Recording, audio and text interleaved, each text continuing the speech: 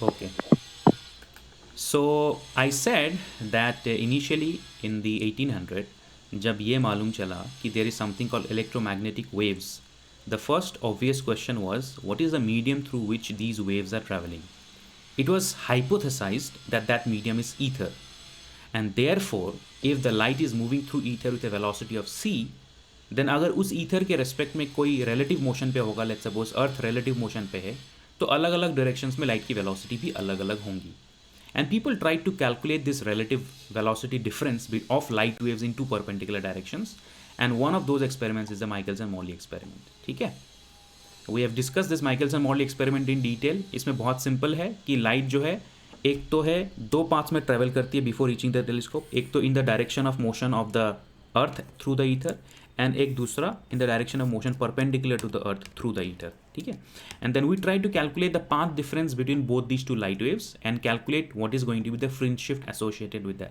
हमने थोड़ा सा कंस्ट्रक्टिव डिस्ट्रक्टिव इंटरफेरेंस के बारे में भी डिस्कस किया था, और मैंने कहा कि चाहे तुम कितना भी कोशिश कर लो, थोड़ा जो है वेव फ्रंट्स के बीच में इंक्लिनेशन थोड़ा सा फर्क रहता ही है, जिसकी वजह से you and up getting fringes in the telescope. The point is कि पाथ लेंथ अगर चेंज होगा तो फ्रिंजेस जो है शिफ्ट होंगी. ठीक है, fringes will get shifted if the path length changes during the performing of the experiment. So the first calculation of light traveling in the direction of the motion of the earth through the ether, वो क्या था? First was length L upon C minus V, L upon C plus V. Velocity of light in the forward direction is C sir minus V. यहाँ पे doubt है sir.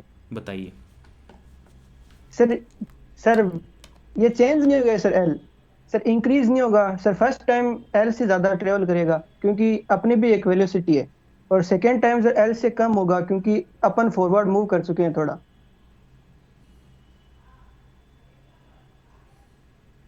Sir we are not constant. तो फिर वैसे situation में तुम्हें velocity different लेना पड़ेगा ना. सर सेकेंड ऑब्जर्वेशन में अपन मूव कर रहे हैं इसीलिए तो डायगोनल बन रहा है, और यहाँ पे सर फर्स्ट टाइम अपन ज्यादा मूव करेंगे और सेकेंड टाइम लाइट आने के टाइम पर सर लेस ट्रेवल करेगी. सर अज्यूम कर लेंगे ना, इसको नेग्लेक्ट करके अज्यूम कर लेंगे. एक second, okay, question is very important, but इसका आंसर ये है, आप सुनिए. यहाँ पे जो हम कैलकुलेशंस कर रहे हैं, हम अर्थ ऑब्जर्वर के रेस्पेक्ट में कर रहे हैं, इसलिए हमने वेलोसिटी अर्थ ऑब्जर्वर के रेस्पेक्ट में लिया है कि नहीं? Yes sir. यहाँ पे जो हम कैलकुलेशन कर रहे हैं वो ईथर ऑब्जर्वर के रेस्पेक्ट में कर रहे हैं, तो इसलिए हमने ईथर ऑब्जर्वर के रेस्पेक्ट में वेलोसिटी को सी लिया यहाँ पे. Okay sir. अल्टीमेटली टाइम तो वो अर्थ ऑब्जर्वर के रेस्पेक्ट में भी और ईथर ऑब्जर्वर के रेस्पेक्ट में भी टाइम तो उतना ही होगा. हमें तो टाइम कैलकुलेट करना था ना कि लेंथ कैलकुलेट करना था, Yes, ना कि sir. स्पीड. तो हमें ईथर ऑब्जर्वर के रेस्पेक्ट में स्पीड मालूम है, तो उसके रेस्पेक्ट में यहाँ किया, लेकिन यहाँ पे हमें अर्थ ऑब्जर्वर के रेस्पेक्ट में रिलेटिव स्पीड मालूम है, तो उसके रेस्पेक्ट में किया. तो ये basically with respect to earth observer हो गया. तुमने सही सवाल पूछा, लेकिन इसका आंसर यही है, with respect to okay sir. Okay. With respect to earth observer.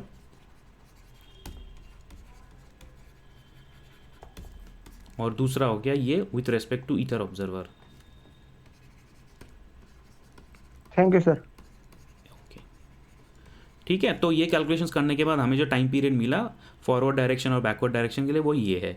फिर हमने परपेंडिकुलर मोशन को देखा. परपेंडिकुलर मोशन में ईथर ऑब्जर्वर के रेस्पेक्ट में जो है सिस्टम भी आगे की तरफ बढ़ रहा है, तो लाइट जो एक्चुअल पाथ ट्रैवल करती है वो एक तरीके से जिगजैग पैटर्न ट्रैवल करती है. स्पीड सी ही रहता है, क्योंकि बाय डेफिनेशन ईथर के रेस्पेक्ट में लाइट की स्पीड सी है.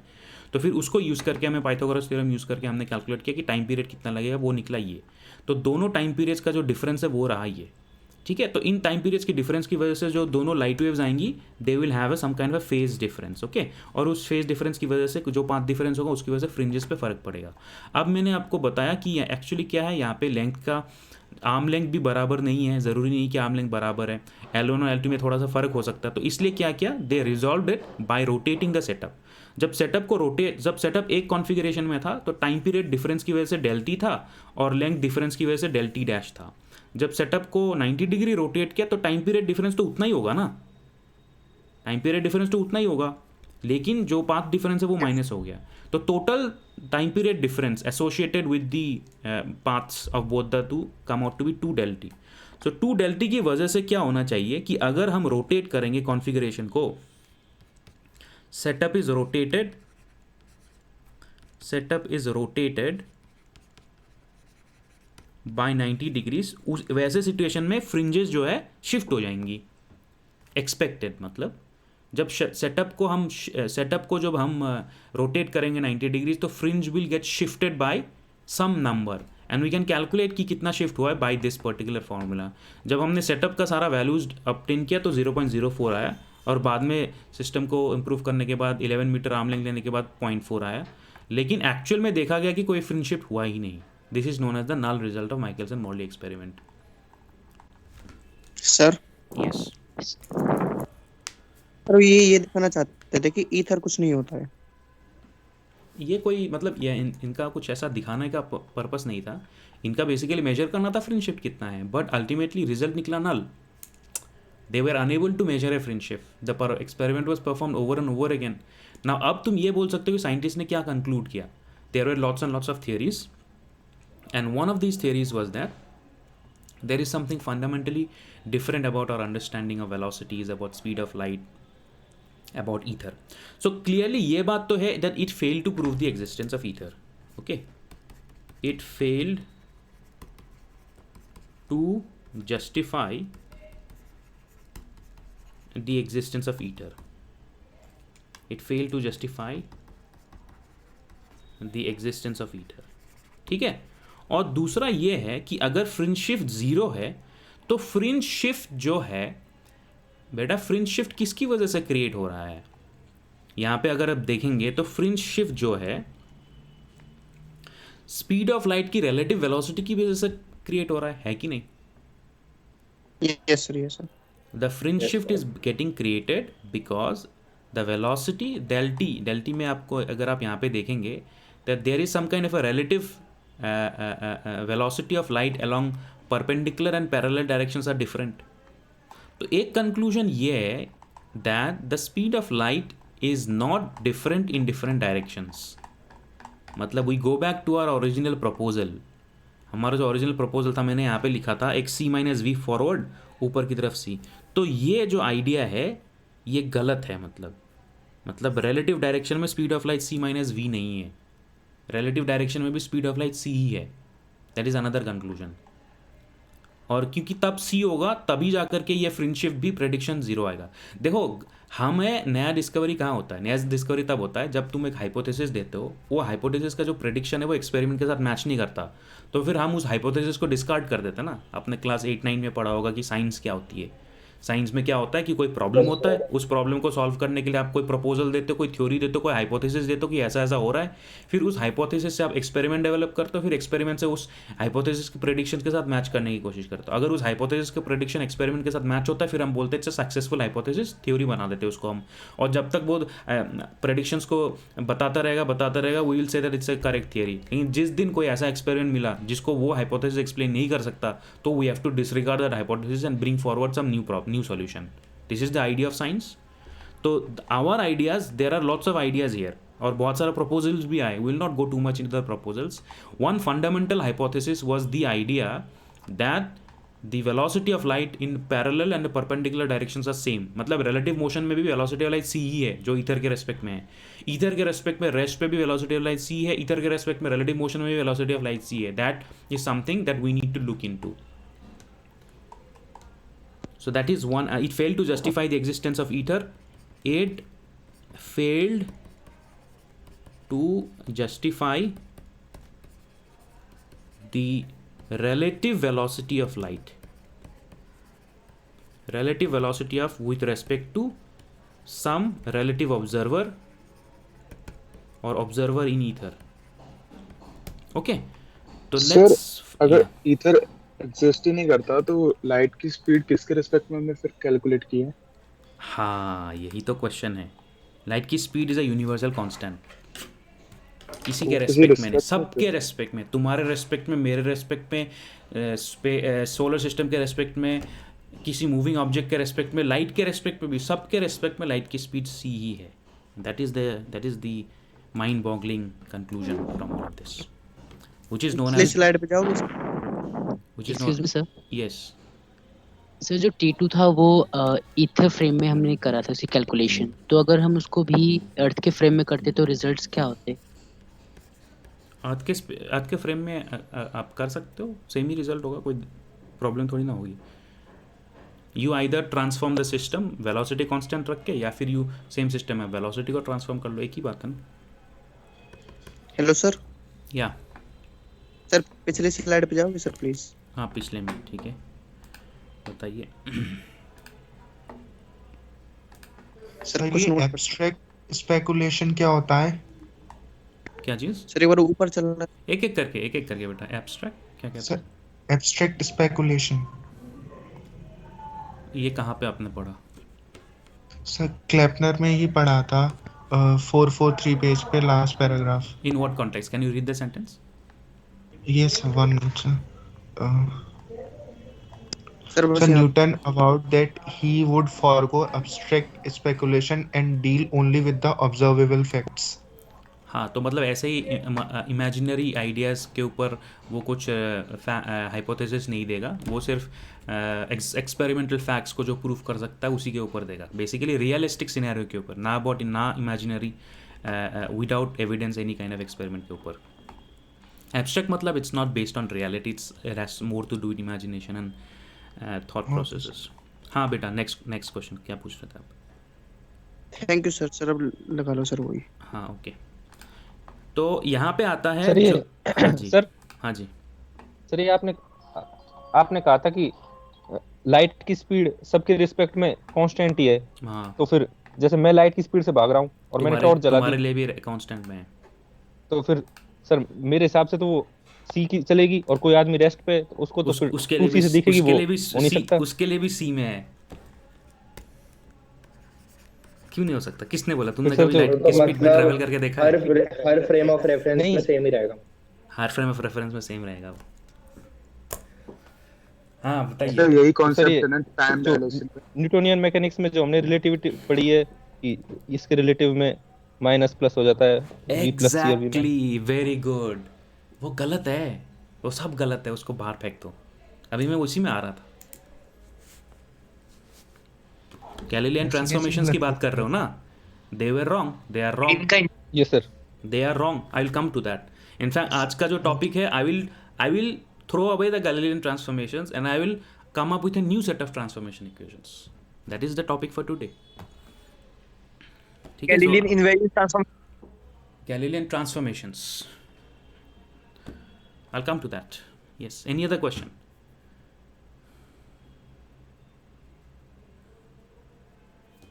Any other question, बेटा? No sir. तो फिर स्टार्ट करें। ठीक है, तो आपके बहुत सारे जितने सवाल है वो क्लियर हो जाएंगे, मैं एक एक करके सीक्वेंस में चीज़ों को बताता हूँ। तो एक आइडिया था, ठीक है, अभी तक लॉ नहीं बना। The universality of speed of light, universality of speed of light may be light का जो स्पीड है वो हर रिलेटिव ऑब्जर्व के रेस्पेक्ट में सी ही है। Okay, speed of light is same for all observers, चाहे वो ऑब्जर्वर मूविंग है नॉन मूविंग है, ठीक है, is same for all observers. So this is just, अभी तक थ्योरी नहीं है, किसी ने इसको बोला नहीं कि थ्योरी है, it's just one of the ideas, ठीक है, and it is a constant, ठीक है। इसको क्यों मैं, सर ये कैसे पता है? अरे ये एक आइडिया है, अभी तो मैंने आपको बताया ना कि फ्रिंज शिफ्ट जीरो क्यों हुआ। एक पॉसिबल सिनेरियो ये है कि लाइट का रिलेटिव मोशन है ही नहीं, सी पे है। अगर ऐसी बात होगी तभी तो फ्रिंज शिफ्ट जीरो होगा ना। हाँ सर। फ्रिंज शिफ्ट हमने नॉन जीरो एक्सपेक्ट क्यों किया था? हमने इसलिए एक्सपेक्ट किया था क्योंकि लाइट का वेलोसिटी फॉरवर्ड डायरेक्शन में और परपेंडिकुलर डायरेक्शन में अलग है, ये मान करके। अगर दोनों बराबर है तो फ्रिंज शिफ्ट तो होगा ही नहीं। हमारा स्टार्टिंग अजम्पशन ही तो ये था ना कि दोनों का रिलेटिव मोशन, रिलेटिव वेलोसिटी अलग होगा। तो अगर हमारा जो कंक्लूजन है वो एक्सपेरिमेंट के साथ मैच नहीं कर रहा, इसका मतलब हमारा स्टार्टिंग अजम्पशन ही गलत है। हमारा स्टार्टिंग अजम्पशन था कि लाइट की स्पीड अलग अलग डायरेक्शन में अलग अलग होगी, तो उसी में कुछ गलती है, पॉसिबिलिटी है ना।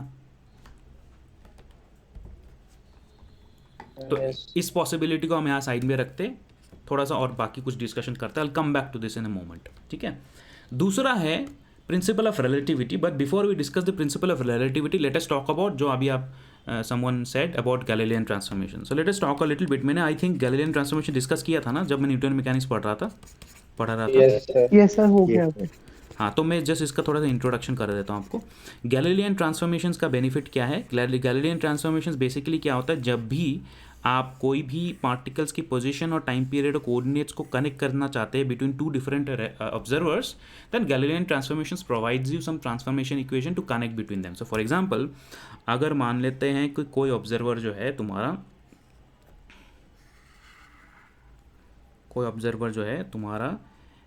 रेस्ट पे है और एक दूसरा ऑब्जर्वर जो है तुम्हारा उसके रेस्पेक्ट में रिलेटिव मोशन में है, तो हम दो कोऑर्डिनेट एक्सिस को कंस्ट्रक्ट करते हैं. सो let us say that this is the X Y Z coordinate frame of reference, this is the x dash y dash z dash coordinate reference frame of reference with origins o and o dash respectively, known as s frame and known as s dash frame. ठीक है, and we construct a very simplistic scenario जहाँ पे we say that the axis xyz and the axis x dash y dash z dash are parallel to each other, and let's suppose at time t is equal to 0 both O and O dash coincide. ठीक है, मैं ये एक बार explain कर रहा हूँ, बार बार यही आता रहेगा back to back. And the second observer is moving with some relative velocity v with respect to the first. तो time t is equal to 0 पे जो है दोनों फ्रेम ऑफ रेफरेंस का ओरिजिन कोइंसाइड कर रहा था, बट फिर थोड़ी देर बाद एक आगे बढ़ गया. ठीक है ना, थोड़ी देर बाद एक जो है आगे बढ़ गया. तो ऐसे सिचुएशन में अगर कोई इवेंट होता है, लेट्स सपोज तुम रास्ते में खड़े हो और तुम्हारे बगल से गाड़ी चली गई, गाड़ी के अंदर कोई बंदा है, तो एक ऑब्जर्वर तो हो गए तुम जो रास्ते में खड़ा है, ठीक है, और दूसरा ऑब्जर्वर तो हो गया वो बंदा जो गाड़ी के अंदर बैठा हुआ है, और दोनों ही कोई फिजिकल इवेंट को स्टडी कर रहा है, और उस फिजिकल इवेंट की जो लोकेशन है वो एक्स वाई जेड टी है या फिर X dash Y dash Z dash T है. विथ रेस्पेक्ट टू टी को मैं नहीं इंक्लूड करूंगा क्योंकि गैलीलियन ट्रांसफॉर्मेशन टी इंक्लूडेड नहीं है. With respect to the second observer, तो पहले ऑब्जर्वर के लिए उस इवेंट का कोऑर्डिनेट्स एक्स वाई जेड और दूसरे ऑब्जर्वर के लिए उस इवेंट के coordinates X dash Y dash Z dash, है ना. मतलब तुम रास्ते में हो, वो बंदा गाड़ी में है, लेकिन आसपास में कुछ है ना पटाखा फूट गया, तो उस पटाखे फूटने का जो लोकेशन है वो उस बंदे के लिए अलग होगा, तुम्हारे लिए अलग होगा. तो Galilean transformation basically gives you relationship between x Y Z के बीच और x dash Y dash Z dash के बीच का एक रिलेशनशिप है और कुछ नहीं है. गैलीलियन ट्रांसफॉर्मेशन जिसको जीटी भी बोलते हैं is a relationship between this. अब गैलीलियन ट्रांसफॉर्मेशन से ही क्या आता है, वेलोसिटी एडिशन थ्योरम भी तो गैलीलियन ट्रांसफॉर्मेशन से आता है ना, आप जब डिराइवेटिव लेंगे वहीं से आता है. So Galilean transformations are what, the Galilean transformations are nothing but of this form, x dash is equal to x minus v t, y dash is equal to y, z dash is equal to z and t dash is equal to t. t को हम अभी रख लेते हैं, कोई दिक्कत नहीं है, ठीक है, क्योंकि हमें t की बात करनी पड़ेगी. t मैं इंक्लूड कर देता हूँ, t is equal to t dash. Okay, so these are the Galilean transformations and the inverse Galilean transformations also, you know, there is also inverse. inverse का मतलब है अगर आप इन्वर्स का मतलब ये है कि यहाँ पे जो है आप x से x डैश में ट्रांसफॉर्म कर रहे हो, लेकिन इन्वर्स में आप x डैश से x में ट्रांसफॉर्म करना चाहते हो. So basically x is equal to x dash plus we T dash and y is equal to y dash and z is equal to z dash and t is equal to t dash. Okay, so these are the Galilean transformations and the inverse relationship. Now these are some of the foundational equations that connect the observation between two relative observers. दो relative observers के calculations को connect करने के लिए these are some of the most foundational equations, and therefore we need to look at these foundational equations. इन्हीं के time derivative से जो है मैं वेलोसिटी एडिशन निकाल सकता हूँ. सो फॉर एग्जांपल, मैं अगर यहाँ पे टाइम डिराइवेटिव करूँगा d x dash upon d t dash is equal to d x by d t minus v d t upon d t, तो यहाँ से मुझे क्या मिलता है, यहाँ से मिलते velocity with respect to one observer is nothing but equal to velocity with respect to one observer is nothing but velocity with respect to the first observer minus relative motion. तो ये velocity addition theorem आ गया मेरे पास, ठीक है. v1 dash या v dash ही लिख देता हूँ. ओके जो रेस्ट पे है उसके लिए वी नॉट है, जो मोशन पे है उसके लिए वी डैश है, और रेस्ट और मोशन के बीच की दोनों का रिलेटिव मोशन है वी, तो वो वेलोसिटी एडिशन थ्योरम बाकी सारा जो है यहीं से आता है। तो therefore we need to question what happens to G T. In fact Einstein ने बेसिकली यही बोला था कि this is wrong, this is the actual conclusion of Einstein, that the Galilean transformations are not correct. But before I come to what Einstein said, let me show you one very simple thing, what is known as Galilean invariance. Did I talk about Galilean invariance? No. Yes, sir. No. Yes, sir. Yes, sir. You talked about it. Okay. Yes, sir. Galilean invariance में थोड़ा सा 2 minute लेके बता देता हूँ फिर से, because यहाँ पे we will be talking about it. Galilean invariance का मतलब ये है कि कोऑर्डिनेट्स को दूसरे रिलेटिव ऑब्जर्वर के बीच में कनेक्ट करने के लिए तो ट्रांसफॉर्मेशन इक्वेशन है, लेकिन जो लॉज है वो चेंज नहीं होता है। मतलब तुम्हारे लिए जो लॉ है मेरे लिए भी वही लॉ है, ठीक है। जो अर्थ में जो लॉ है, फिजिकल लॉ है, वो मून में भी वो फिजिकल लॉ है। एंड यू अंडरस्टैंडिंग, मतलब लॉ क्या होता है? लॉ तो कानून होता है ना, कानून तो सबके लिए बराबर होना चाहिए। ऐसा तो नहीं है कि कानून यहाँ दिल्ली में कुछ अलग है, वहाँ असम में कुछ अलग है, वहाँ केरला में कुछ अलग है ना, वैसा तो नहीं होता ना। Law is suppose to be the same for everything. तो फिजिकल लॉ भी जो है it is suppose to be same for all observers. अगर एक इंसान के लिए फिजिकल लॉ अलग है, दूसरे के लिए फिजिकल लॉ अलग है, तो फिर क्या फ़ायदा है यार? फिर why are you even studying इट? देयर आर इनफाइनाइट पॉसिबिलिटीज़, है ना। अगर एक इंसान के लिए फिजिकल लॉ अलग हो गया, दूसरे के लिए फिजिकल लॉ अलग हो गया, तीसरे के लिए अलग हो गया, चौथे के लिए अलग हो गया, तो there are infinite possibilities of physical law. So why are you even concern in studying physics? The reason we are concern in studying physics is because we want a set of equations that is consistent for everybody, चाहे वो rest पे हो, चाहे वो moving हो, चाहे वो कुछ भी हो, a set of equations that is consistent for everybody, ठीक है। Now we can show that this is true for Newton's laws. Newton's laws के लिए it is very much true, ये दिखाना बहुत ही आसान है। So for example, if you take this equation, Galilean equation,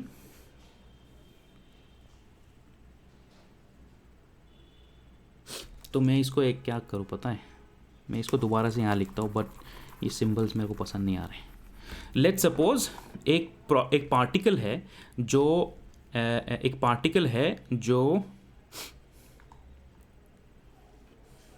accelerate कर रही है, ठीक है। यहाँ पे मैंने सिर्फ पार्टिकल की पोजीशन को फाइंड आउट किया था, फिजिकल इवेंट के पोजीशन को फाइंड आउट किया था। लेकिन लेट्स सपोज कि कोई पार्टिकल जो है एक्सेलरेट कर रही है, ठीक है, एक्सेलरेट कर रही है, तो उस पार्टिकल की इंस्टेंटेनियस पोजीशन को हम बोल सकते हैं x dash is equal to x minus v t. ये हो गया पार्टिकल का इंस्टेंटेनियस पोजीशन। अगर हम एक टाइम डिराइवेटिव लेते हैं तो this becomes d x dash upon d t dash is equal to d x upon d t minus v d t upon d T.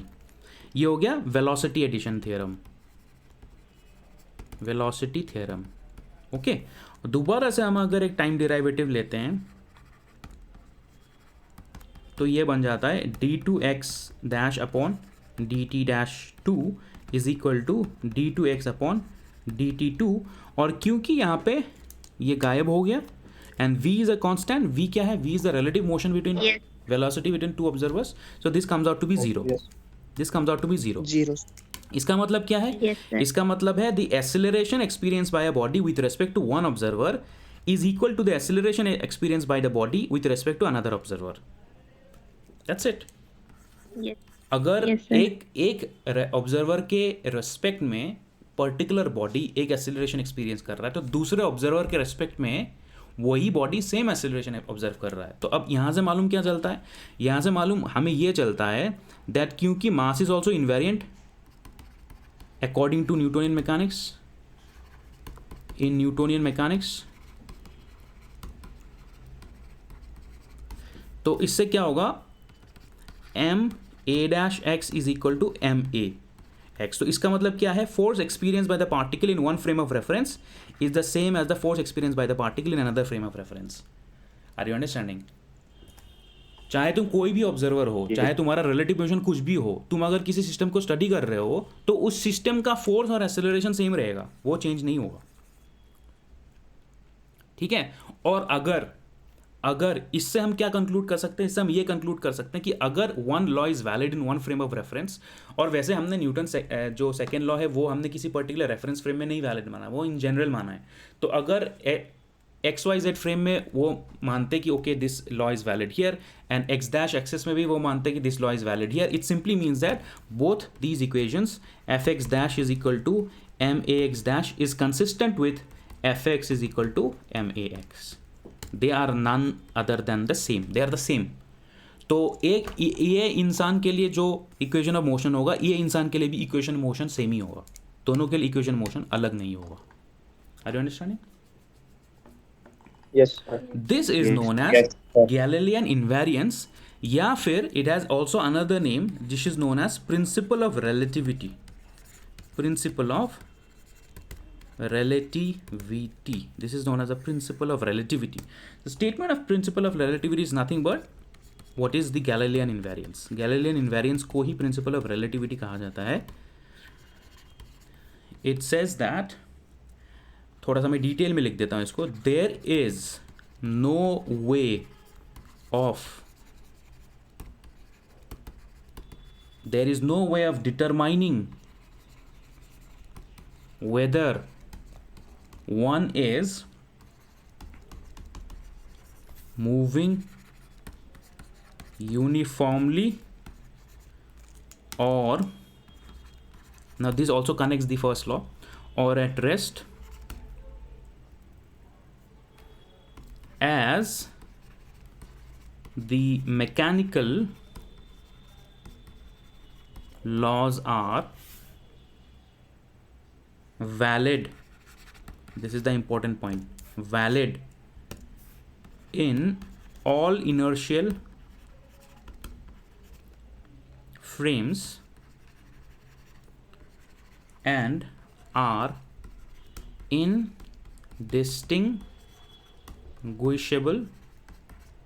indistinguishable from one another. Okay. Now ये जो idea था वो Newton से पहले का ही है. Galilean invariance came before that. So this is the idea which says that the physical laws, जो यहाँ पे फिजिकल लॉ है और जो यहाँ पे फिजिकल लॉ है, दे आर द सेम. ठीक है, and we can not distinguish one from the other. Okay. लेकिन हम जब फिजिकल लॉ की बात करते हैं, हम किसकी बात करते हैं? 1600-1700 सदी में तो सिर्फ न्यूटन्स लॉज ही था. बाकी सारे जो लॉज है थर्मल फिजिक्स से रिलेटेड, ऑप्टिक्स से रिलेटेड, ईएम इलेक्ट्रोमैग्नेटिज्म से रिलेटेड, वो बाद में आया. ठीक है. तो जब बाद में इलेक्ट्रोमैग्नेटिज्म आया, लाइट आया, वहाँ पे क्या होता है? How does the principle of relativity get violated? Let's take a look. So the question is, does the principle of relativity or Galilean invariance also true? मैंने यहाँ पे न्यूटोनियन मैकेनिक्स के लिए प्रूव कर दिया that it is true, but is it also true for light? Is it also true for light? ठीक है, उसके लिए हम छोटा सा एक्सपेरिमेंट करते हैं. आगे बढ़े इस डिस्कशन से. Yes, sir. Yes. ओके. उसमें एक छोटा सा Excuse me, sir. Yes. Sir, can you please again explain? I hate principle of relativity because I have lost my internet connection. Principal of relativity is simply that अगर कोई भी object का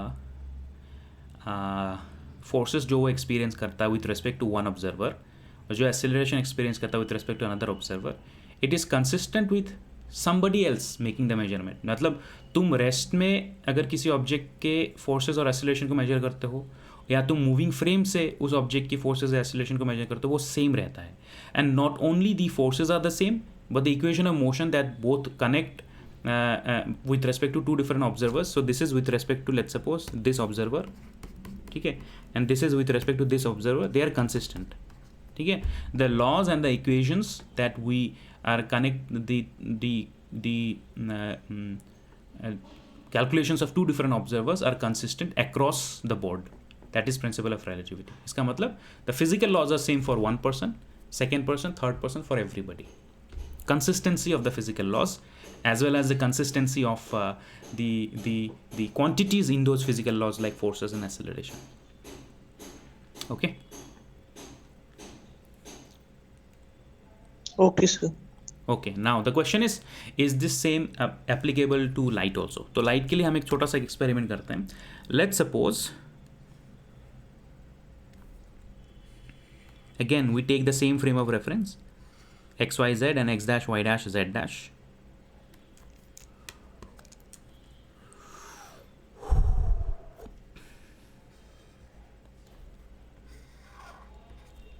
जब भी मैं इस तरह का फ्रेम ऑफ रेफरेंस लूंगा तो यहाँ पे सारे एजम्पशंस ये होंगे कि एक तो सारे एक्सेस पैरेलल है, दूसरा at time t is equal to 0 their origins coincide and on.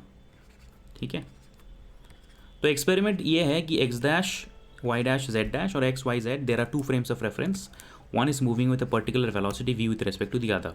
At time t is equal to 0, at time t is equal to 0 यहाँ पे जो है एक छोटा सा बल्ब है, बल्ब जलता है.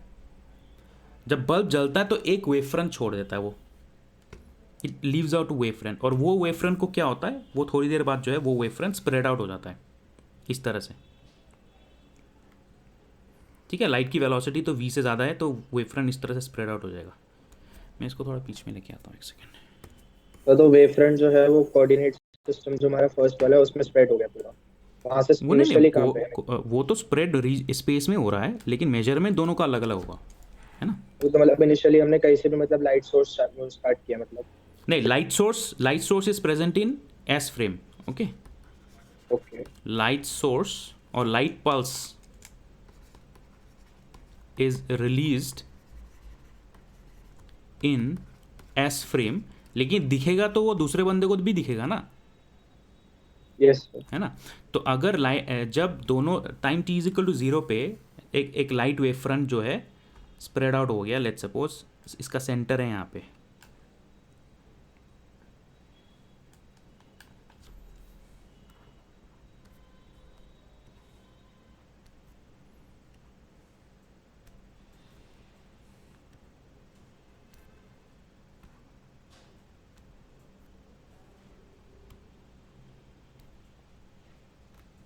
ठीक है. तो एक जो पल्स है यहाँ पे, एक बल्ब है, लेट्स सपोज ये बल्ब है, ये एक वेवफ्रंट छोड़ता है, और वेवफ्रंट छोड़ते ही वो वेवफ्रंट स्प्रेड आउट हो जाता है at time t is equal to 0. लेकिन थोड़ी देर बाद, let's suppose at time t is equal to t wavefront spread out हो जाता है. उस टाइम तक जो दूसरा ऑब्जर्वर है वो भी तो दूर चला जाता है ना, किसी पर्टिकुलर, वो भी तो सामने की तरफ चला जाता है, because it has relative motion. Now according to, let's suppose ये ऑब्जर्वर यहाँ पे है और दूसरा ऑब्जर्वर जो है यहाँ पे है. ठीक है, अब according to the blue observer, the blue जो ऑब्जर्वर है, एक्स एक्सिस में after time t what is the distance that the wave front travels, x is equal to ct, है ना.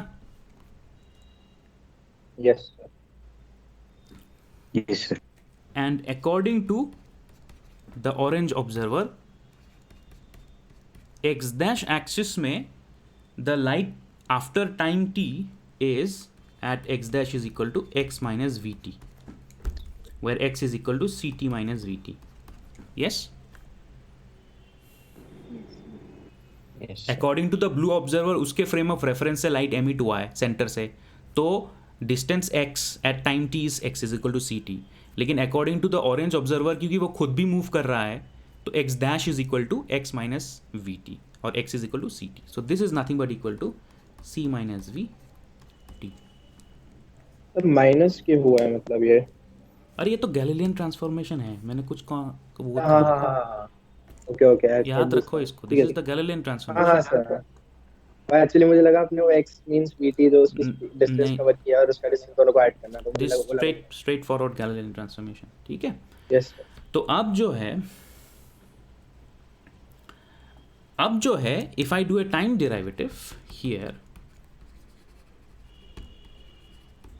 time derivative, then it simply means that dx dash upon I do dt dash, then this is nothing but c minus v dt upon dt dash.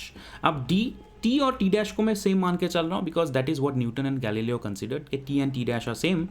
तो वो करने के बाद t is equal to t dash is same, This is the velocity of light in the x dash frame of reference is c minus v. Yes? Yes sir. उसमें t dash and t are same. वो Galilean ने बोला. This is the velocity of light in the as x Yes, as dash. dash frame of reference. Is it clear? Yes sir. Now मैंने starting में एक idea लिखा था, universality of the speed of light. It is completely against the idea of the speed of light, which violates the constancy of speed of light. है कि नहीं? Yes, sir. Yes sir. तो अगर Galilean transformations correct है तो मतलब कि ये आइडिया गलत है, और अगर ये आइडिया करेक्ट है तो इसका मतलब कि गैलीलियन ट्रांसफॉर्मेशंस गलत है. दुविधा समझ रहे हो? Yes, sir. बहुत बड़ी. Yes, sir. If the Galilean transformations are correct, इसका मतलब universality of speed of light is wrong. If the speed of light is constant, that means Galilean transformations are wrong. मतलब principle of relativity does not hold true when it comes to Maxwell's equations. वैसे उसके proof और भी है, लेकिन वो बहुत ज़्यादा कॉम्प्लिकेटेड है. Maxwell's equations के साथ डील करता है, वहाँ पे मैं नहीं जाऊँगा. मैंने बहुत सिंपल एक प्रूफ दिया आपको. Are you understanding the very simple idea that there is now a contradiction between this conclusion of the Michelson-Morley experiment? तो एक conclusion of Michelson, one possible conclusion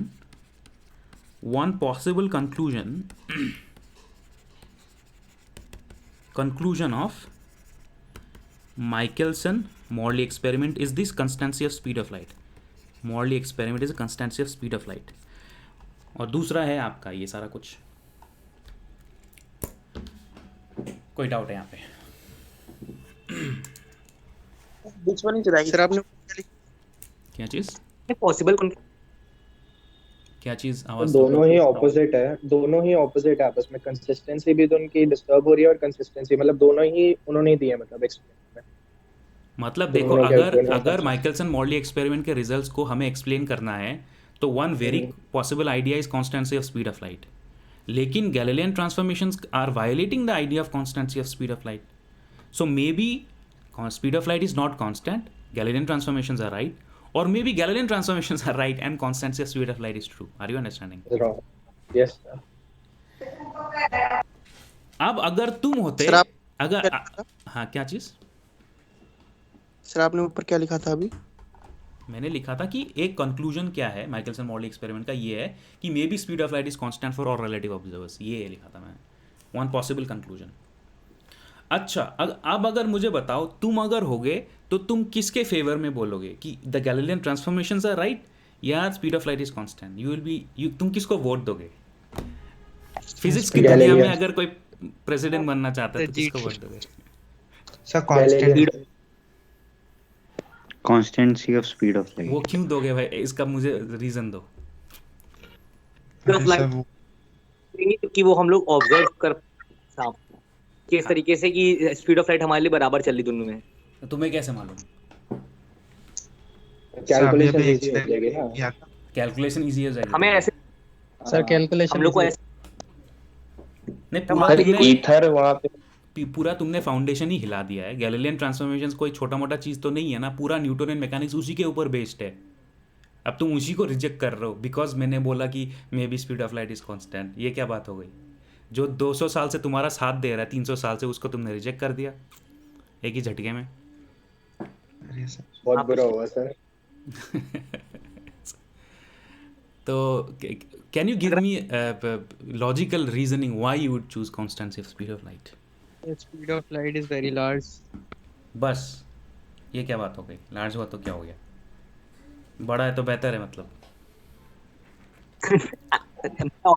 नहीं हूँ. हाँ, am I audible or not? तुम्हारी आवाज बीच बीच में टूट रही है. So sometimes you are audible, sometimes not. Example कि मैं क्यों अपना लॉजिक ही नहीं दे पा रहा हूं सबसे. हाँ तो बताओ, अभी बताओ, मैं सुन रहा हूँ, बताओ. ये देना चाह रहा हूँ कि फॉर एग्जांपल अगर मान लीजिए किसी ट्रेन पे कोई हेडलाइट या कोई लाइट सोर्स लगा हुआ है, हाँ. और वो ट्रेन स्पीड से चल रहा है और उसको लाइट भी स्पीड से, मतलब जो लाइट रिफ्लेक्ट हो रही हुई तो रिफ्लेक्ट होगी मतलब उससे हेडलाइट से. बट ट्रेन जाए, उस लाइट की कंपैरिजन में ट्रेन की स्पीड इतनी ज्यादा नहीं हो सकती कि हम लोग उसको नेग्लेक्ट कर सके और डिफरेंस दिखा सके। तो उस सिचुएशन में ट्रेन वाले का जो ड्राइवर है उसके लिए भी स्पीड ऑफ लाइट वही है और हमारे लिए भी स्पीड ऑफ लाइट वही है, हमें मानना पड़ेगा, क्योंकि लाइट 3 × 10 पावर के फॉर्म में है, तो Okay. इतना तो हम लोग ओके ओके ओके फिर हेलो। इसलिए मैंने कहा सर को।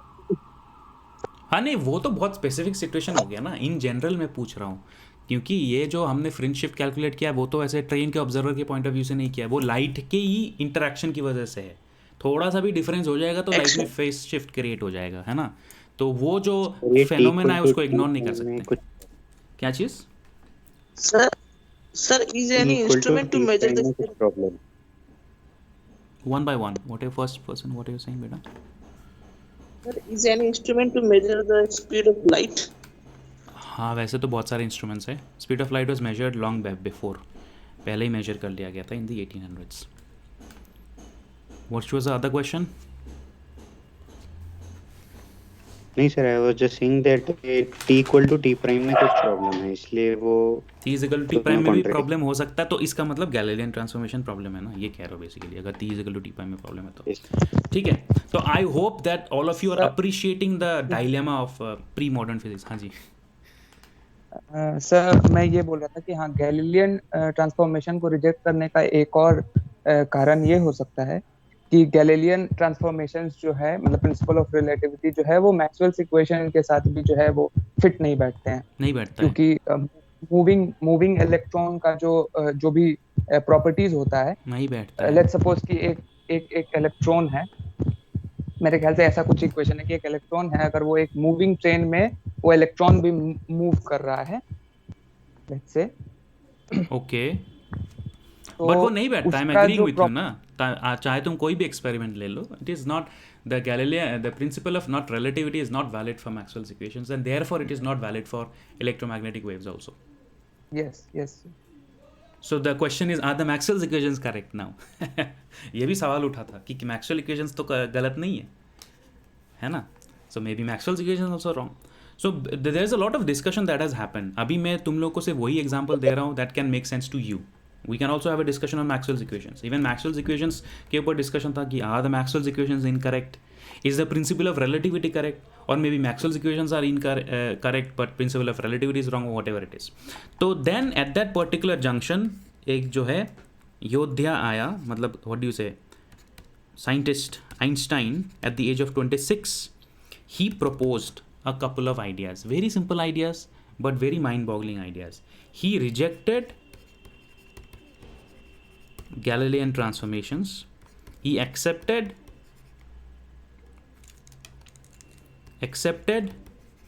principle of relativity, और principle of relativity को मैंने क्या बोला था, that it is true for Newtonian mechanics, but he said that it is not only true for Newtonian physics but it is also true for Maxwell's equations. And he said that Maxwell's equations are not incorrect, Maxwell's equations are correct, principle of relativity is also correct. It is the Galilean transformations that are incorrect. All right, and then he gave what is known as the two postulates of special theory of relativity. It's called special theory of relativity because we are going to talk only about inertial frames of reference. Yes?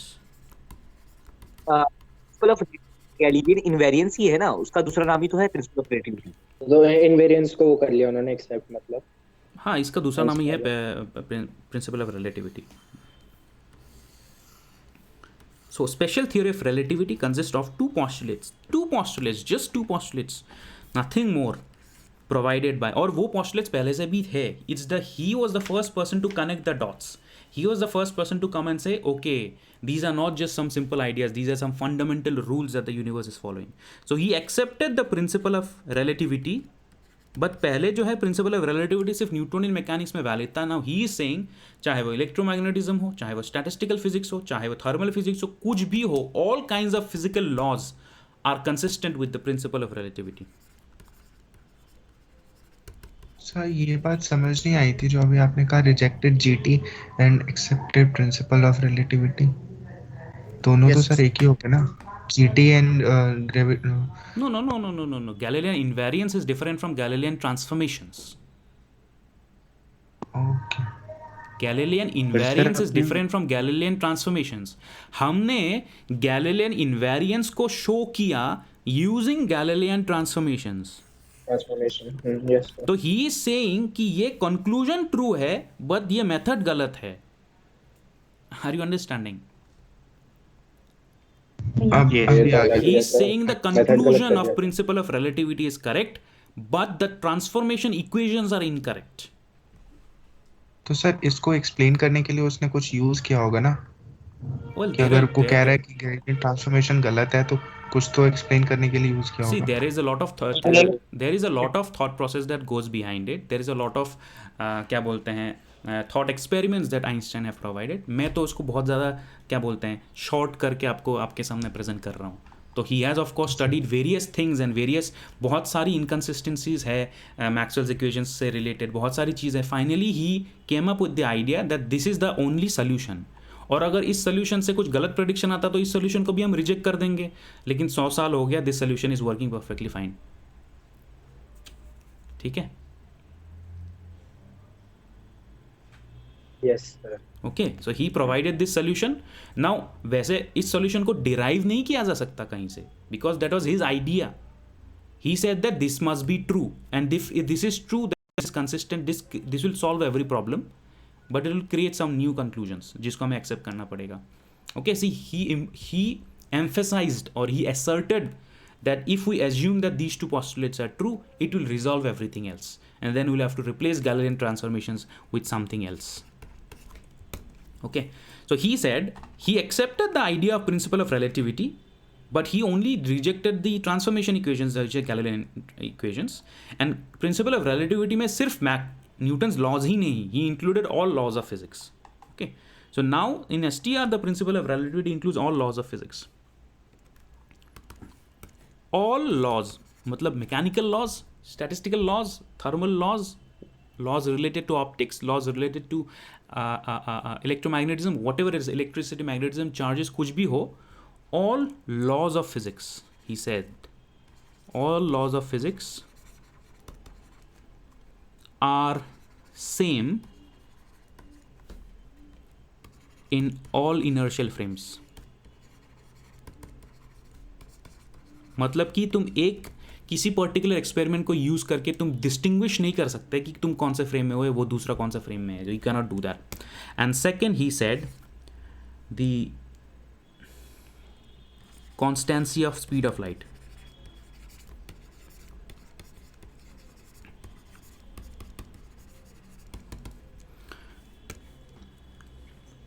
The speed of light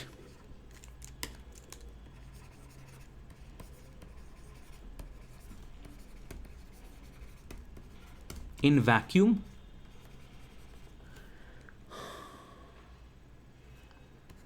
is the same for all inertial observers, चाहे वो rest पे हो, motion पे, कुछ भी हो.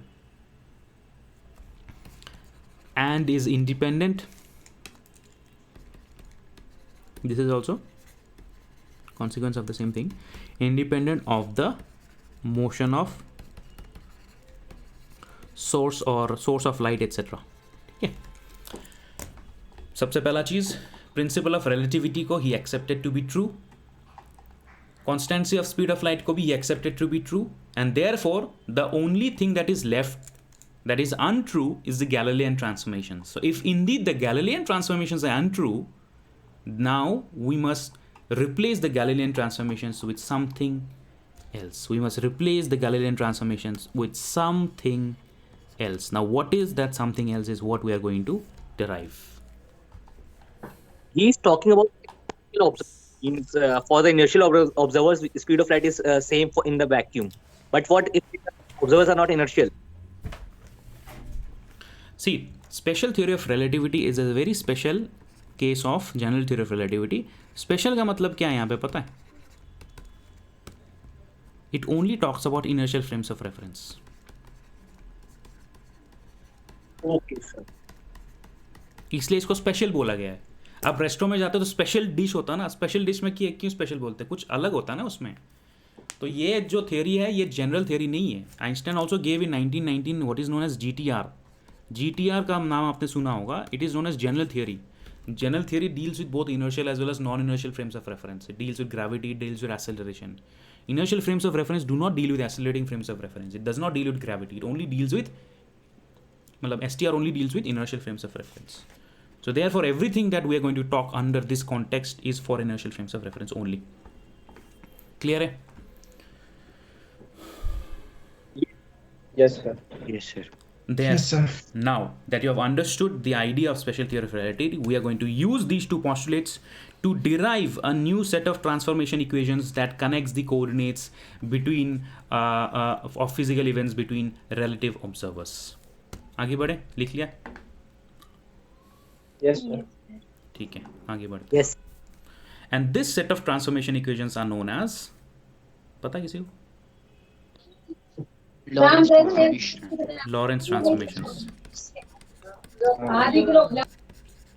Lorentz transformations.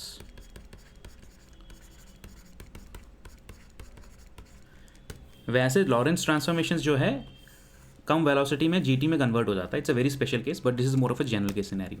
तो we will do the derivation here. Okay, we will derive the Lorentz transformations. Okay, sir ये लॉरेंस ट्रांसफॉर्मेशन ओरिजिनली किस चीज़ के लिए दिया गया था? लॉरेंस ट्रांसफॉर्मेशंस जो है ओरिजिनली, ये जो डिस्कशन है ना STR का बहुत लंबा है. तो लोगों ने यहाँ पे बहुत सारी अलग अलग थ्योरीज दी थी. तो लॉरेंस ने बेसिकली कहा था कि जो है मे बी अर्थ जब ईथर के साथ मूव कर रहा है तो ईथर को ड्रैग करके आगे लेके जा रहा है एंड ऑल दैट स्टफ. तो he derive a certain set of equations. It turned out that those set of equations actually mean something else, but the form remains the same. So there are a lot of people, Lorentz, Michelson-Morley, Poincare, who were actually doing research in this, but it was Einstein who came up with the postulates, but there are other people's contributions, so therefore their name has got stuck. ठीक है. तो Lorentz transformation आज के time पे are the transformation equations between various coordinates for relative observers. Derivations और transformation की जो भी यूज हुआ वो सब लॉरेंस ने करा. तो फिर आइंस्टाइन को पूरा क्रेडिट क्यों मिला? पोस्टुलेट्स खाली वो लेके ना, लेकिन उस पोस्टुलेट्स में रोल तो लॉरेंस का ही था. एक बात बताओ, he will be surprised. Postulate भी आइंस्टाइन ने नहीं दिया था. दिस पोस्टुलेट्स वेयर, मैं तो स्टार्टिंग से बता रहा हूँ, पोस्टुलेट्स दिया था some other mathematics people. You must have heard of Poincaré. Poincaré was a person who came up with these ideas. लेकिन आइंस्टाइन को इसलिए मिला था बिकॉज, इसको कैसे बोला जाए, आइंस्टाइन के अंदर दम था ना थ्योरी क्रिएट करने के लिए. He is the one who said ना ये गलत करेक्ट है, मैं बोलता हूँ, I take the responsibility for it. He wrote a paper. He truly understand the, ये जो कंक्लूजन था ये कोई मामूली कंक्लूजन नहीं था. This is something fundamental about the nature of the laws of the universe.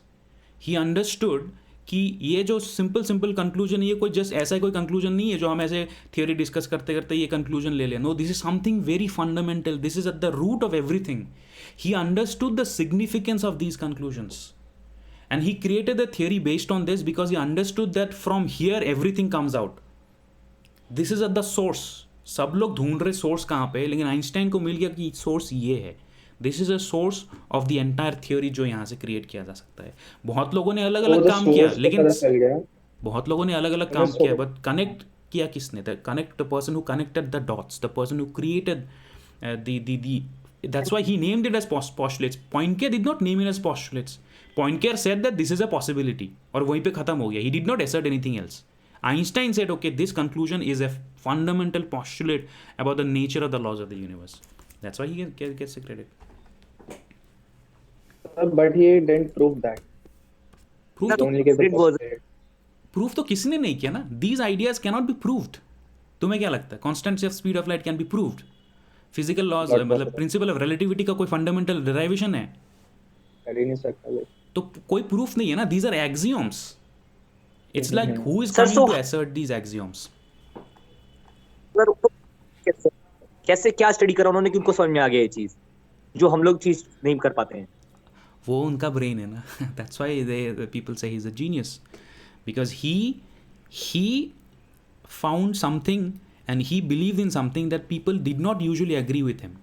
Even Einstein ने जब STR दिया, देने के बहुत सालों तक लोगों ने इसको एक्सेप्ट नहीं किया. इसकी जो कंक्लूजन है लेंथ कॉन्ट्रैक्शन से रिलेटेड, टाइम डिलेशन से related, lot of people did not accept it. I think some famous astrophysicist ने लिखा था उस टाइम पे 1920 के टाइम पे लिखा था, 10-15 साल बाद, that probably 2 or 3 people in the whole world understands this theory. बाकी कोई नहीं. ये तो टाइम के साथ जब एक्सपेरिमेंट होता रहा, you know, we started proving the predictions. STR की प्रेडिक्शन क्या है? लेंथ कॉन्ट्रैक्शन, टाइम डायलेशन वगैरह वगैरह. ये फिजिकली जब प्रूव होना शुरू हुआ according to the predictions of STR, तब पीपल स्टार्टेड एक्सेप्टिंग. आइंस्टाइन को तो अपने लाइफ में एसटीआर के लिए नोबेल प्राइज भी नहीं मिला. Even during his entire life for 50 years, people were skeptical about this theory. But he was consistent, na? That's why we say that he is a genius, because he understood something that we had so much difficulty understanding. आज हमें accept करने में आसान लग रहा है because वो अपने already वो काम करके गया है. That's why we are able to accept it. But people did not accept it for many decades. So therefore, he gets the credit for this particular theory. Yes. Sir. Yeah. Sir, एक बात बताओगे sir, time तो constant है ना? क्या constant है? क्या चीज? हेलो. हाँ बताओ सर. टाइम कांस्टेंट है ना? टाइम कांस्टेंट का मतलब क्या होता है? सेम स्पीड में? अच्छा नहीं है सर. नहीं है. कैसे सर? हम आएंगे उस पर आएंगे, ठीक है. पहले डिराइवेशन कर लेता हूँ बेटा, लास्ट में टाइम बचेगा तो थोड़ा डिस्कशन कर लेंगे, ठीक है. वो डिराइवेशन नहीं तो फिर ख़त्म नहीं होगा, ये डिस्कशन में टाइम निकल जाएगा. थोड़ा डिराइवेशन कर लेते हैं. सो लॉरेंस ट्रांसफॉर्मेशन को डिराइव करने का मैं आपको एक वो तरीका बताता हूँ. Again same setup, x Y z and x dash Y dash Z dash setup है. You have x Y z x dash Y dash Z dash O dash S frame and S dash frame. Okay. Now मैं थोड़ा सा जो है बहुत ज़्यादा general derivation नहीं दूंगा, बहुत ही सिंपलिस्टिक डिराइवेशन दूंगा. So please follow my arguments.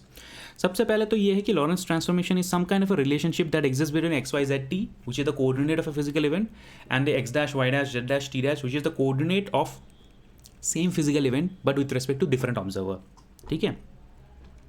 अब अगर गैलीलियन ट्रांसफॉर्मेशन को आप देखते हो, x dash is equal to x minus v t, y dash is equal to y, z dash is equal to z, t dash is equal to t, and inverse gt को अगर आप देखते हो,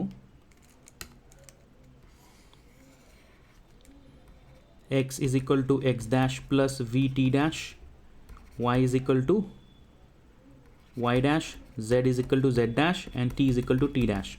तो यहाँ पे कुछ चीज़ें जो है just for the sake of simplicity of the derivation I am going to assume to be true. सबसे पहला ये है कि जिस डायरेक्शन में रिलेटिव मोशन नहीं हो रहा है उस डायरेक्शन में कोई भी ट्रांसफॉर्मेशन इक्वेशन नहीं है, बराबर है, ठीक है. In the direction of no relative motion, मतलब वाई एक्सिस में कोई भी रिलेटिव मोशन नहीं हो रहा, जेड एक्सिस में कोई भी रिलेटिव मोशन नहीं हो रहा, सिर्फ एक्स एक्सिस में ही रिलेटिव मोशन हो रहा है. तो ट्रांसफॉर्मेशन इक्वेशन सिर्फ हम एक्स एक्सिस के और एक्स डैश एक्सिस के रेस्पेक्ट में कैलकुलेट करेंगे एंड वही मान के चलेंगे कि लॉरेंस ट्रांसफॉर्मेशन में भी y is equal to y dash and z is equal to z dash for the time being, okay, just so that we can make the derivation easier. So therefore I am going to borrow this idea first of all that जिस direction में relative motion नहीं हो रहा है उस direction में जो है आपकी कोऑर्डिनेट्स का रिलेशनशिप जो है ये सेम टू सेम है. Second, first assumption, also we will assume a linear relationships. तो फॉर एग्जाम्पल हमें फिर बचा क्या हमारे पास ये एक तो ये रिलेशनशिप बचा और ये दूसरा रिलेशनशिप बचा, इनको देखने के लिए. So in x dash is equal to x minus v t relationship हमें नहीं मालूम कि ये करेक्ट है नहीं है. वी विल कंसिडर, आपने भी जो इरेज कर दिया वो दिया क्या आपने कर दिया, ये also we assume that in linear relationship. हाँ वही मैं अभी लिख रहा हूँ ना, we assume a linear relationship. Linear relationship का मतलब है कि x डैश जो है x v और t के ऊपर डिपेंड करता है, x v t के ऊपर डिपेंड करता है. इनके कॉम्बिनेशन से जो है एक्स क्रिएट किया जा रहा है, बट इनका कॉम्बिनेशन कुछ भी हो सकता है ना। मैं लिख सकता हूँ let's suppose may be x dash is equal x square, क्या ये हो सकता है? क्या ये हो सकता है? Can x dash be equal to x square? No sir. Why not? Quadratic होगा तो क्या प्रॉब्लम है? So we want linear relationship. हाँ नहीं वो तो मैं बाद में बोलूँगा ना, अभी के लिए लीनियर को साइड में रखो। लीनियर क्यों नहीं हो सकता वो मैं मतलब लीनियर में क्यों चाहिए वो एक्सप्लेनेशन दे रहा हूँ कि क्या x dash is equal x square relationship possible है? नहीं है पैरेलल मूव कर रहे हैं। क्यों नहीं पॉसिबल है? कोई बताओ ना। पैरेलल मूव कर रहे हैं ना वो इसलिए। कांस्टेंट वेलोसिटी से चल रहा है अरे ना, x is equal to plus minus x dash हो गया ना, तो many to one relationships are not possible. मतलब अगर एक बंदे के लिए एक इवेंट एक पॉइंट पे हो रहा है तो दूसरे बंदे के लिए सेम इवेंट 2 पॉइंट्स पे हो रहा है, ये कैसे हो सकता है ना? तो many to one relationships are not possible. Yes sir. Many to one समझते हो ना, क्लास 11 में पढ़ा होगा यार मैथ्स में। Many to one, one to one relationship चाहिए, many to one relationships are not possible. Many to one relationships are not possible. We want a one to one relationship, one to one मतलब एक x के लिए एक ही x dash होगा, है ना? One to one relationship. Sir शायद आप रिलेशनशिप क्या चीज? वन मैनी टू वन नहीं, वन टू मैनी। हाँ one to many. Yes sir, one to many relationships, one to many relationships are not possible. Okay, we want one to one relationship. दूसरा, we do not want to create forces out of nowhere. Inertial frames में क्या होता है, अपने आप forces create नहीं होता, interaction की वजह से होता है। सो फॉर एग्जाम्पल अगर मेरे पास x dash is equal to x square होगा तो इसका टाइम डिराइवेटिव क्या होगा? D x dash upon d t dash is equal to 2x d x upon d t. तो ये आपका हो गया velocity in one frame of reference, ये हो गया आपका velocity in another frame of reference. इसका भी मैं अगर टाइम डिराइवेटिव लूंगा तो d v dash is equal to D t dash is equal to 2x d v upon d t plus 2 d x upon d t v. तो ये क्या हो गया? Acceleration according to one observer is equal to 2x acceleration according to another observer plus 2v square, है कि नहीं? Yes. तो अब मैंने अभी स्टार्टिंग में प्रिंसिपल ऑफ रिलेटिविटी जब बोल रहा था तो मैंने क्या दिखाया था कि एक इनर्शियल फ्रेम में अगर एक्सेलरेशन जो होगा वो दूसरे में भी वही होगा, बताया था कि नहीं? यस। और आइंस्टाइन ने क्या बोला? Principal of relativity is valid. तो इसका मतलब ये तो फिर वायलेट कर देगा ना ये equation. If a dash is equal to 0 then it does not mean that a is equal to 0, so it violates principle of relativity. Are you understanding? मतलब एक्सीलरेशन कैसे भी क्रिएट हो जाएगा even without an interaction. Are you understanding? अगर non linear relationship होगा, for non-linear relationship, yes sir, for non-linear relationship acceleration will be created out of nowhere। हाँ, यहाँ पे ज़रूरी तो नहीं कि x भी 0 होगा, यहाँ पे ज़रूरी तो नहीं कि v भी 0 होगा। अरे यार, एक पर्टिकुलर एक्सेलरेट कर रहा है, एक के केस में अगर एक्सेलरेशन 0 भी है दूसरे के केस में नहीं होगा, वो तो हो नहीं सकता ना। Acceleration should be same for both the observers, चाहे तुम ऑब्जर्वर्स के बीच में कोई भी रिलेटिव मोशन हो। So therefore I am saying that we want a linear relationship. Now you understood the reasoning behind linear relationship? Yes sir. Yes sir. ठीक है? लीनियर रिलेशनशिप नहीं होगा तो वन टू मैनी रिलेशनशिप हो सकता है, वो हमें नहीं चाहिए। लीनियर रिलेशनशिप नहीं होगा तो acceleration will be created out of nowhere that can not be explained by physical interactions, वो हमें नहीं चाहिए। तो only way to avoid this is to accept that we want a linear relationship. और linear relationship किसके बीच है? x के बीच में, v के बीच में, t के बीच में। So let us propose that जो भी रिलेशनशिप है x dash is equal to some constant ax plus some constant b t। हमें नहीं पता a क्या है, हमें नहीं पता b क्या है, ठीक है? यहाँ पे वेलोसिटी है, वेलोसिटी भी हो सकता है, नहीं भी हो सकता। So we are proposing this, now we have to find out what are the values of a and b, ठीक है? So let's do that. Okay, first of all, So this is a linear relationship, okay? This is a linear relationship. It's a linear relationship. First of all, let's suppose that a physical event, let's suppose that a physical event takes place at x dash is equal to 0. ठीक है, x dash is equal to 0 पे कोई physical event होता है, कुछ भी होता है, I don't know, maybe bulb जल जाता है, मे बी कोई there is an explosion, maybe whatever it is, ball falls on the ground. If x dash is equal to 0 पे कोई फिजिकल इवेंट होता है, तो in that kind of a scenario let us apply this expression that we have assumed to be true.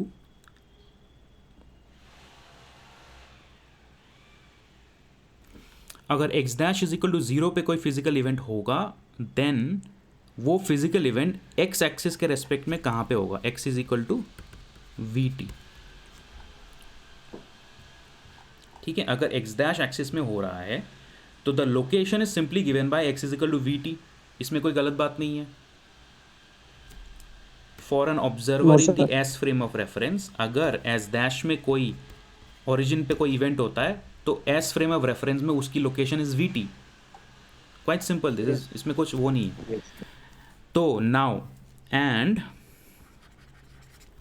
ये फिर यहाँ पे आएगा,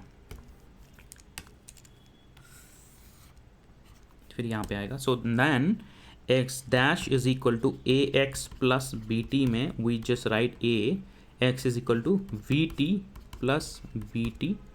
ऑलराइट, और एक्स डैश कहाँ पे, मैंने बोला कि एक्स डैश के ओरिजिन पे हो रहा है, ओरिजिन पे हो रहा है मतलब ये जीरो हो गया. तो zero means a v t is equal to minus b t, और b is basically equal to minus a we.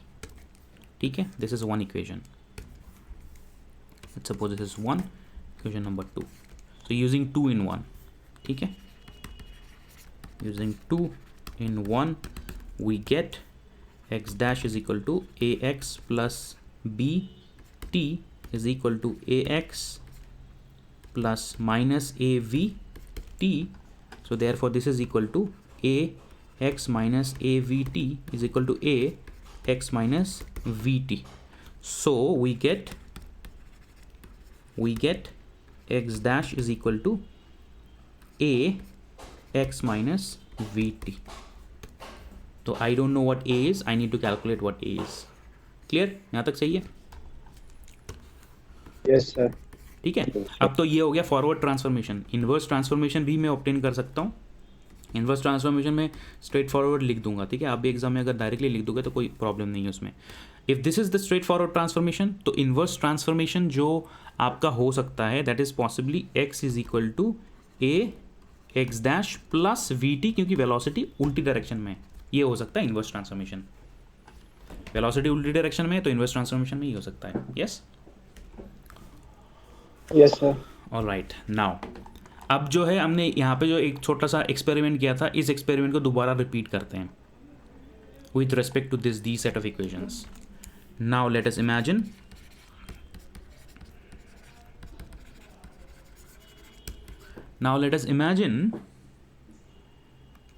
that a pulse of light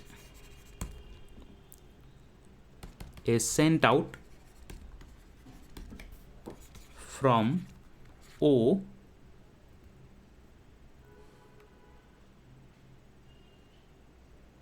at t is equal to 0. Yes. Sir, can you please explain the inverse transformation again? So my network got. Inverse transformation में सिर्फ velocity will be opposite ना. In the forward transformation you go from x t to x dash. In the inverse transformation you go from x dash t dash to x. The only thing is that you are doing the calculations with respect to this guy, not the first guy. So the only thing for him this is going in minus v direction na. Yes. That's it. Thank you, sir. Okay, so let me borrow this experimental setup once more from here.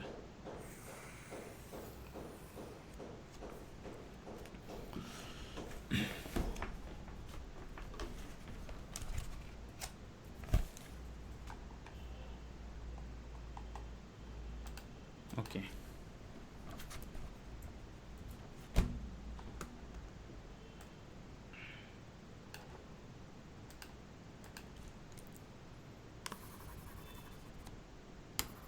Okay तो यहाँ पे क्या होता है, at time t is equal to 0 a pulse is created at the origin जहाँ पे O and O coincide. At t is equal to 0 क्या आता है, O and O coincide, O and O dash sorry coincide at t is equal to 0. तो in that situation क्या होने वाला है, थोड़ी देर के बाद क्या होगा, थोड़ी देर के बाद जो है एक पल्स तो यहाँ पे होगा, ठीक है, क्योंकि इसके ओरिजिन से निकला है, इसके ओरिजिन से निकला है तो क्या होगा, स्फेरिकल वेव फ्रंट क्रिएट होगा ना with respect to the blue observer.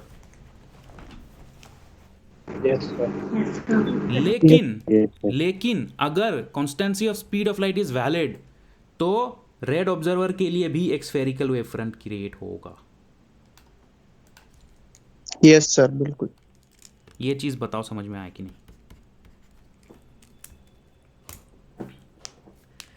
Even though red observer आगे की तरफ मूव कर रहा है, लेकिन क्योंकि ब्लू ऑब्जर्वर के लिए constancy of speed of light है तो इसके लिए होगा x is equal to c t, लेकिन रेड ऑब्जर्वर के लिए भी क्योंकि constancy of speed of light is valid इसके लिए होगा x dash is equal to c t dash.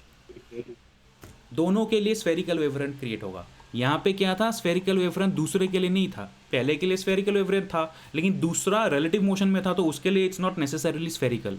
लेकिन अगर constancy of speed of light is true तो ब्लू ऑब्जर्वर के लिए भी लाइट एक ही स्पीड में हर डायरेक्शन में जा रहा है और रेड ऑब्जर्वर के लिए भी लाइट एक ही डायरेक्शन में अलग अलग डायरेक्शन में एक ही स्पीड में जा रहा है। तो therefore for both of them the constituency of speed of light is valid, because of this both will experience spherical wave fronts. Yes, इसके लिए भी ये होगा। इस बात में किसी को कोई डाउट है बताओ, इसके लिए भी ये होगा।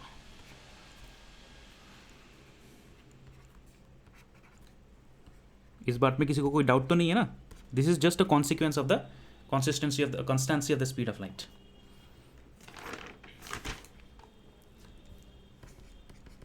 If speed of light is constant for all observers according to second postulate of STR, then for both blue and red observer, light will spread out uniformly in a spherical wavefront. ठीक है, accepted? So if this is the case then now let's point number 3 हो गया। तो अगर ऐसी बात है तो then x is equal to ct and x dash is equal to ct dash. Yeah. So can you explain it how? Because of the second postulate ना। second postulate क्या कहती है कि सेकेंड पोस्टुलेट क्या कहती है, speed of light is constant for all observers. तो इसके लिए भी स्पीड ऑफ लाइट c है, इसके लिए भी स्पीड ऑफ लाइट c तो है, तो इस बंदे के लिए भी स्पीड ऑफ लाइट c में जा रहा है और दूसरे बंदे के लिए स्पीड ऑफ लाइट c में ही तो जा रहा है ना। तो अगर पहले बंदे के पॉइंट ऑफ व्यू से देखेंगे तो हर डायरेक्शन में लाइट स्पीड ऑफ लाइट के वेलोसिटी से जा रहा है तो स्फेरिकल वेव फ्रंट क्रिएट होगा, और दूसरे बंदे के पर्सपेक्टिव से भी देखेंगे तो लाइट जो है हर डायरेक्शन में स्पीड ऑफ लाइट c में जा रहा है तो उसके लिए भी एक स्फेरिकल वेव फ्रंट क्रिएट होगा। और पहले बंदे के लिए जो इक्वेशन होगा x एक्सिस में वो x is equal to ct होगा और दूसरे बंदे के लिए जो इक्वेशन होगा वो x dash is equal to ct dash होगा। यस और no? Yes sir. Yes sir. Okay, so now putting or substituting for a and b in equation number 3, let's suppose 3 हमने ऑब्टेन किया है. In equation 3 we get x dash is equal to ax minus vt. x dash is equal to ax minus vt. तो यहाँ पे x dash के जगह पे हम पुट कर देते हैं ct dash is equal to a x के जगह पे ct minus vt. ओके, तो यहाँ पे हमें मिल जाएगा ct dash is equal to a c minus vt और t upon t dash is equal to c upon a c minus v. Alright, ये हो गया आपका फॉरवर्ड ट्रांसफॉर्मेशन. मैंने आपको बताया था सिमिलरली हम रिवर्स ट्रांसफॉर्मेशन भी प्रूव कर सकते हैं. दिस रिवर्स ट्रांसफॉर्मेशन या inverse transformation x is equal to a x dash plus we T dash, उसको भी अप्लाई कर लेते हैं. In the inverse transformation also we can apply. In the inverse transformation x is equal to a x dash plus we T dash. तो यहाँ पे अगर हम सब्सटीट्यूट करेंगे तो c t is equal to a c t dash plus we T dash. So this is equal to c t is equal to a c plus we T dash और t dash upon t, sorry t upon t dash is equal to a c plus v upon c. So let's suppose this is point number 5a and point number 5b. So comparing 5a and b, comparing 5a and 5b, हमें क्या मिलता है? हमें मिलता है कि t upon t dash is equal to c upon a c minus v is equal to a c plus v upon c. Alright. So from here what can we say? From here we can calculate that c square is equal to a square c square minus v square, है ना, और a square is equal to c square upon c square minus v square और a square is equal to 1 upon 1 minus v square upon c square और finally a is equal to 1 upon root over 1 minus v square upon c square. So we have found out the constant a. Constant a हमने figure out कर लिया है. Now आपका equations क्या बना? Now आपका एक तो starting में हमने लिया था कि y dash is equal to y, z dash is equal to z, x dash is equal to a x minus vt था, वो बन गया आपका root 1 upon root over 1 minus v square upon c square x minus v t हो गया, है ना. और जो ट्रांसफॉर्मेशन इक्वेशंस में था y is equal to y dash and z is equal to z dash and x is equal to a x dash plus we T dash, वो बन गया आपका 1 upon root over 1 minus v square upon c square x dash plus we T dash. These are the inverse and the forward transformation. यहाँ तक ठीक है? Yes, sir. Everyone clear? Yes, sir. Okay, तो एक ही इक्वेशन बनता है time से related, तो वो भी हम फाइंड आउट कर लेते हैं. टाइम से रिलेटेड इक्वेशन, ठीक है. So let's find the relationship between time and T. So let's find relation between T and T dash. Newton and mechanics में T and T dash are equal, लेकिन अब तो we are in uncharted territory, है ना. हमें क्या मालूम T and T dash बराबर है, हो भी सकता नहीं भी हो सकता है. तो ट्राई करके देखते हैं, इक्वेशन क्रिएट करने की कोशिश करके देखते हैं. Maybe they are equal, maybe they are not equal, we don't know. So now so let us start with the equation. Let us start with these two equations. So we know that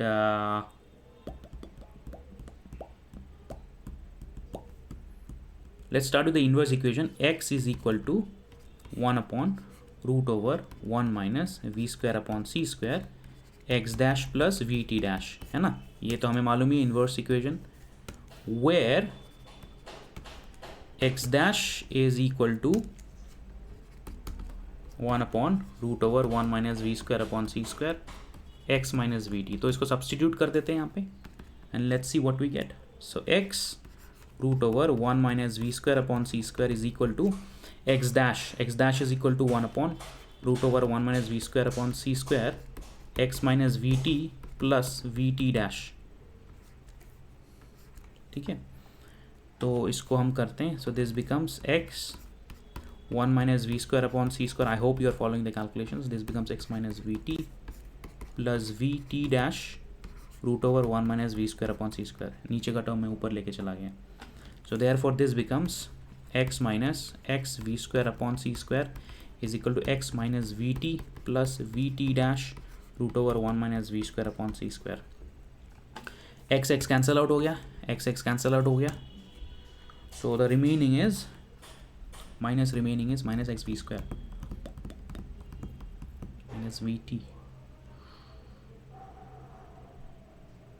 So vt minus x v square upon c square is equal to vt dash root over 1 minus v square upon c square. तो v भी यहाँ से चला जाएगा, ये v चला गया, ये v सिंगल हो गया, ये v cancel out. So this is t minus vx upon c square is equal to t dash root over 1 minus v square upon c square.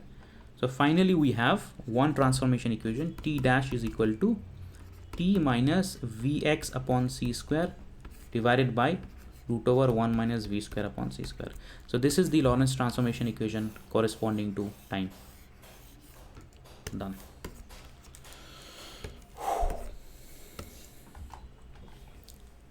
घर पे थोड़ा सा आप इसको रिवाइज कर लेना इक्वेशन के डेरिवेशन को, it will become more clear. But I hope you are following. ठीक है, ऐसे हम डिराइव कर सकते हैं. We have derived the Lorentz transformations. Last part दिखाइए. Finally, the Lorentz transformations are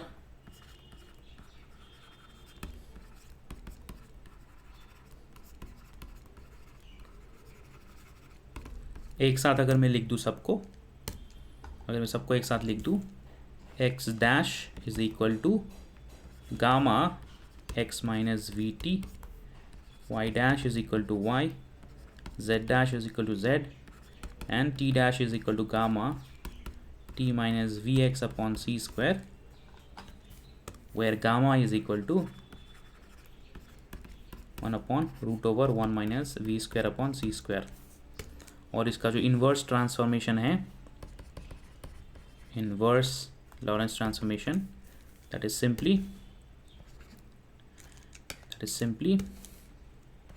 x is equal to gamma x dash plus vt dash, y is equal to y dash, z is equal to z dash, and t is equal to gamma t dash plus v के जगह पे जहाँ पे भी v है minus v आ जाएगा, plus vx dash upon c square. These are the Lorentz transformations. Is it clear? Yes sir. Yes sir. अब अगर यहाँ पे it's interesting to see that, it's interesting to see that अगर आप लेते हैं x dash is equal to 1 upon root over 1 minus v square upon c square x minus vt. Now this equation becomes when v is very very less compared to c. तो क्या हो जाएगा? If v is very very less compared to c, तो ये zero हो जाएगा ना term. x minus vt. Yes sir. तो ये बन जाएगा Yes, x sir. dash is equal to x minus x vt. minus vt. ठीक है, और उसी तरह से आप अगर t dash को देखेंगे, t dash is equal to root over 1 upon 1 minus v square upon c square t minus v x upon c square. तो इसको भी अगर आप देखेंगे तो ये under v very very less compare to c, it simply becomes t dash is equal to t. Yes और no? ये टर्म आपका जीरो हो जाएगा, नियर अबाउट जीरो. ये टर्म भी आपका नियर अबाउट जीरो हो जाएगा. यस और no? Yes So sir. this is the Lorentz transformation and these are the Galilean transformations. So ऐसा नहीं है कि Galilean transformations गलत है. It is just that Galilean transformations are a very special case of Lorentz transformations. Are you understanding? Galilean transformations are a very special case.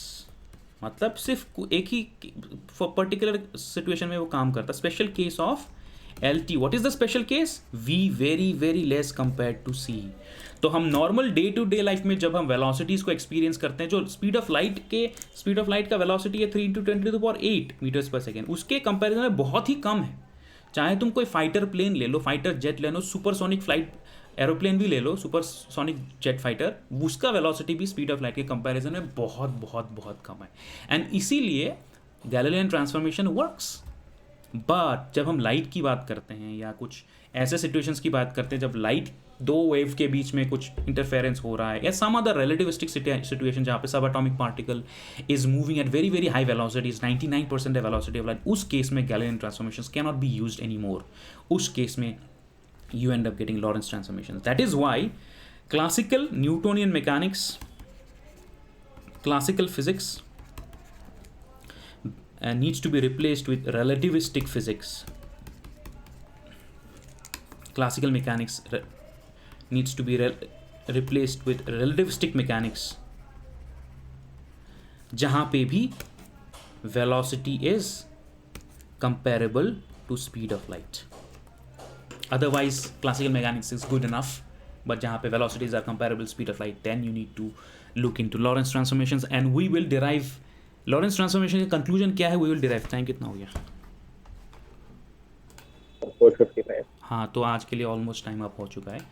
तो Lorentz transformation के conclusions को भी मैं डिराइव करूँगा इन दी नेक्स्ट क्लास। बताइए, कोई क्वेश्चन, कोई सवाल, कोई डाउट? सर वही बता दो सर कि कांस्टेंट केस होता है, वो नहीं होता। कौन कांस्टेंट नहीं होता? टाइम सर आप बता रहे थे ना, बाद में बताऊंगा। सर नीचे और कर दीजिए। हाँ, तो टाइम तो बराबर नहीं हुआ ना। गैलीलियन ट्रांसफॉर्मेशंस में t = t' था ना, यहाँ पे तो नहीं है। यहाँ पे तो दोनों अलग है ना। टाइम पीरियड के बीच के कंपैरिजन कर रहा हूँ, वो भी मैं कर दूंगा। मैं नेक्स्ट क्लास में टाइम डायलेशन का डेरिवेशन कर दूंगा आपको। टाइम डायलेशन आपको दिखेगा कि दो इवेंट्स के बीच का जो टाइम पीरियड है for 2 different observers is not the same, which is known as time dilation. वो भी मैं डेरिवेशन कर दूंगा नेक्स्ट क्लास में। बट यहाँ से it is kind of obvious कि time periods are different for different observers. इस इक्वेशन को देख के ही ऑब्वियस हो जाता है कि time period is different for different observers. I am audible sir? हाँ जी। हेल्प, मुझे ये